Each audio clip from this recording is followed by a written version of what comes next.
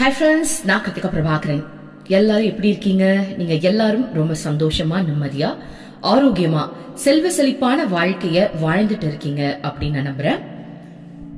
Okay, நம்ம எல்லாரும் சேர்ந்து இன்னைக்கு ஒரு சேலஞ்ச் பண்ண போறோம். ஓகேவா? ரொம்ப நாள் ஆச்சுலே சேலஞ்ச் பண்ணி.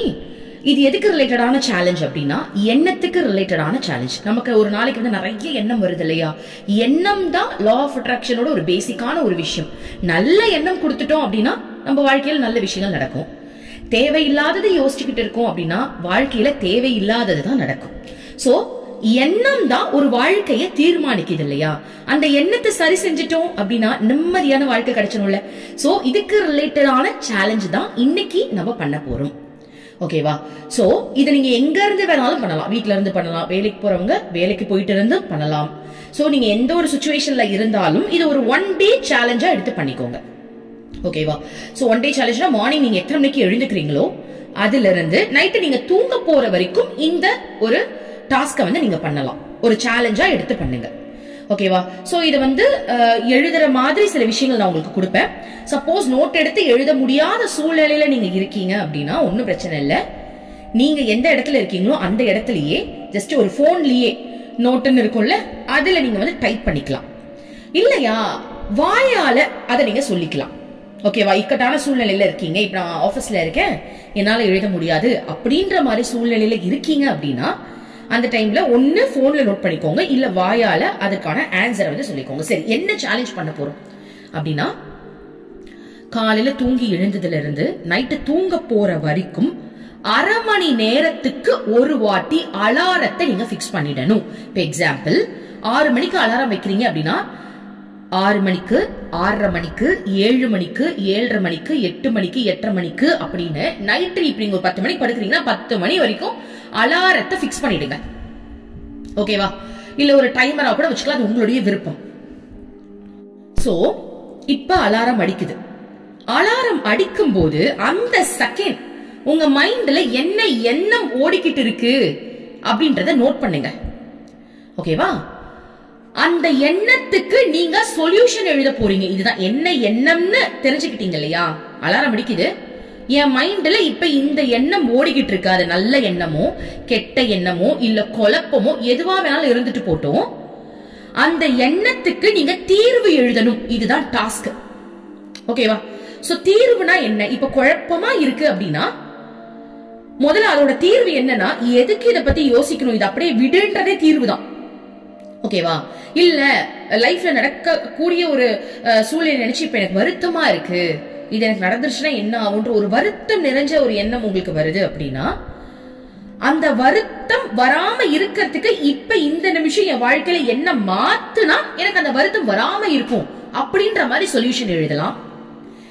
இல்ல நீங்க ரொம்ப சந்தோஷமா இருக்கீங்க, நல்ல எண்ணம் வந்து அப்படியே ஜாலியா இருக்கிற மாதிரி எண்ணம் இருக்கு அப்படின்னா இந்த எண்ணம் நீடிக்கணும், வேற எண்ணம் நம்மளுக்கு வந்துடக்கூடாது, இந்த எண்ணமே நம்மளுக்கு நீடிக்கணும் அப்படின்னா என்ன பண்ணா இந்த எண்ணம் நீடிக்கும் அப்படின்ற சொல்யூஷனை எழுதலாம். புரியுதா உங்களுக்கு? சோ எதுக்கு ரிலேட்டடான எண்ணங்கள் உங்களுக்கு வந்தாலும் அந்த அலாரம் அடிக்கும் போது ஒரு நிமிஷம் நிறுத்தி இப்ப எனக்கு எந்த எண்ணம் வந்துச்சு அப்படின்ற எண்ணத்தை எடுத்துக்கிட்டு அதற்கு நீங்க சொல்யூஷன் தீர்வு கொடுக்கணும். இதுதான் டாஸ்க்.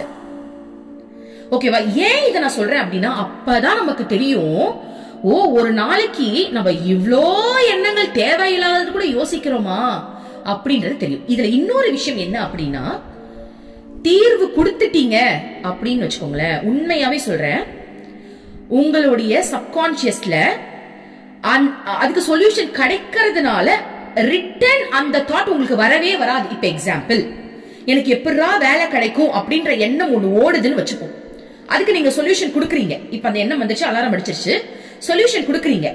என்ன சொல்யூஷன் கொடுக்குறீங்க அப்படின்னா ஓகே இந்த ஜாபை பத்தி நான் யோசிச்சுட்டு இருக்கேன், எப்படி கிடைக்கும்னு யோசிக்கிறேன், எப்படி கிடைக்கும், நான் படிச்சிருக்கேன், இன்டர்வியூ அட்டெண்ட் பண்ணா கிடைக்க போகுது, அதற்கான சில பிராக்டிசஸ் நான் நல்லா பண்ணனா எனக்கு கிடைக்க போகுது அப்படின்ற ஒரு சொல்யூஷன் நீங்க கொடுத்துட்டீங்கன்னு வச்சுப்போம். இல்ல நான் வந்து மேனிஃபெஸ்ட் பண்றேன், டெய்லி பேசிஸ்ல இதை நினைக்கிறேன், பிளஸ் அதுக்கான ஸ்டெப்ஸும் நான் எடுக்க போறேன் அப்படின்ற ஒரு சொல்யூஷன் இப்ப நீங்க கொடுத்துட்டீங்க அப்படின்னா நீங்க அடுத்த அலாரம் அடிக்கும் போது செக் பண்ணி பாருங்க, இந்த ஜாபுக்கு ரிலேட்டடா உங்களுக்கு வரவே வராது.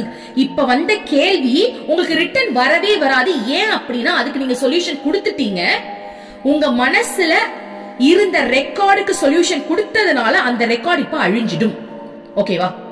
இதுதான் நான் தாட்ஸ் ஹேண்டலிங் அப்படின்னு சொல்லிட்டு ஒரு வீடியோல நான் போட்டிருப்பேன். நம்மளுடைய தாட்ஸ் எப்பவுமே என்ன அப்படின்னா, ஒரு கேள்வியிலேயே நிக்கும், சொல்யூஷனே கொடுக்காம ஒரு குழப்பம், ஒரு கேள்வியிலேயே அது நிக்கும் போது அது தொடர்ந்து உங்களுக்கு வந்துகிட்டே இருக்கும். நீங்க சொல்யூஷன் கொடுத்தாதான் அது போகும். அதாவது சொல்யூஷன் கொடுத்துட்டீங்க அப்படின்னா அது திரும்ப உங்களுக்கு வராது. இல்லனா அந்த தாட் உங்களை வந்து நெருடிக்கிட்டே இருக்கும், வந்துகிட்டே இருக்கும்.